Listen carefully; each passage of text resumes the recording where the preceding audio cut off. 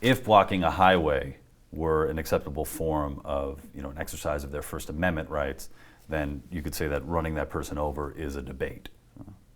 I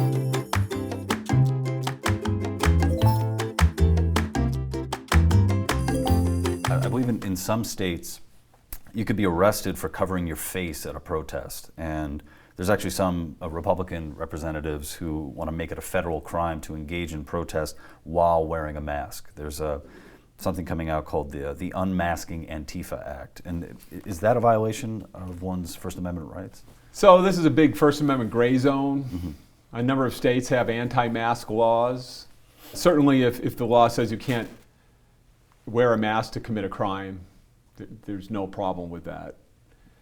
But when the law covers is applied to protesters that are putting masks on because they're afraid of retaliation for their speech, now the First Amendment concerns get a lot greater. So the Supreme Court has been very protective of anonymous speech because it's the idea that should be heard, and it shouldn't depend on who spoke it. The idea should stand on its own. It should stand or fall on its own, and we don't want speakers in certain situations subjected to harm or retaliation. Essentially, the Supreme Court hasn't taken up an anti-mask law, whether it's constitutional or not. Lower courts sort of have gone both ways on it. Because you would think it's totally possible to have a peaceful assembly of people who are wearing masks, and I would think that once it crosses over into violence, then that's a different story altogether. Well, also what constitutes a mask? Does it have to be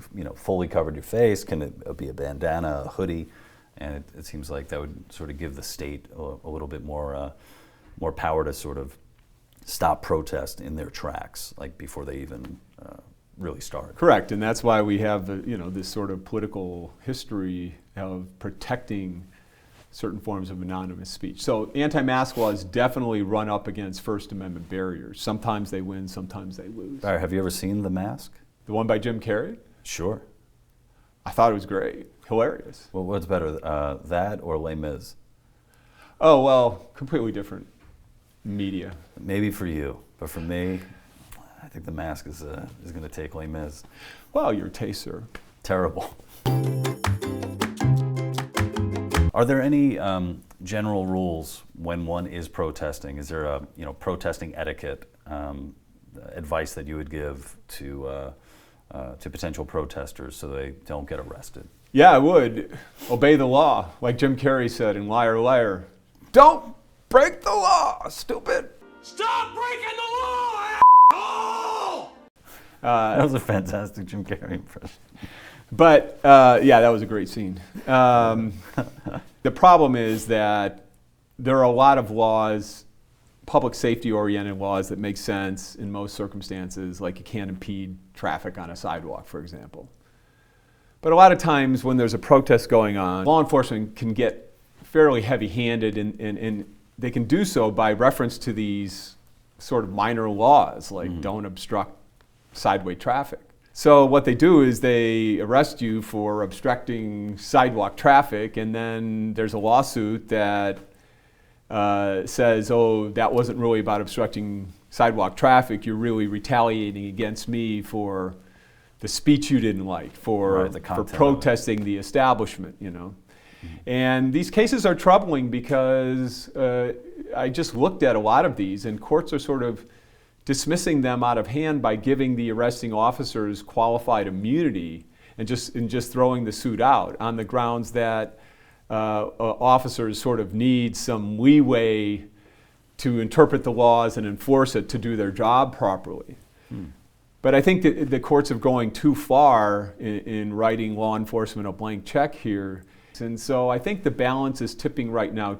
The courts are tipping the balance too much in favor of law enforcement and not giving protesters their due in terms of their free speech rights. And so we'll see where that goes in the future.